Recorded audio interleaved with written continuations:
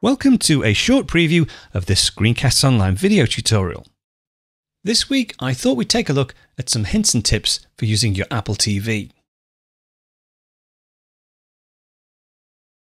Now it is possible to go across to Settings and then within Settings go down to System, and there is an option down here to reset or to restart your Apple TV. So if you need to reset, you can just go through that menu system.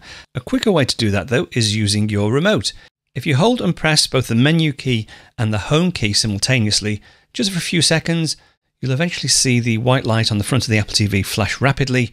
If you release, that will then restart your Apple TV.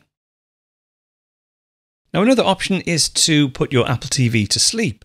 Again, you can do this with the menu system. If I go into Settings, down at the bottom, there is an option for Sleep Now. But again, there is a shortcut on your remote. If you want to put your Apple TV to sleep, all you need to do is long press on the home button and then you can select sleep from here.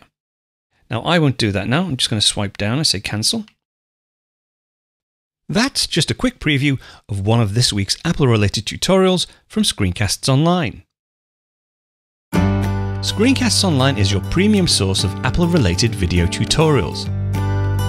All of our members get access to brand new up-to-date tutorials each week, as well as unlimited access to our entire video archive full of Mac and iOS related tutorials.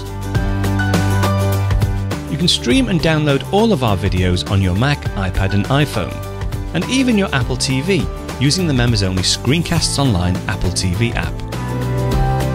Membership also includes a complimentary subscription to the digital Screencasts Online monthly magazine, published each month and packed with videos, articles, reviews, as well as hints and tips covering all aspects of the Mac, iPad, iPhone, and all of the other fantastic Apple products.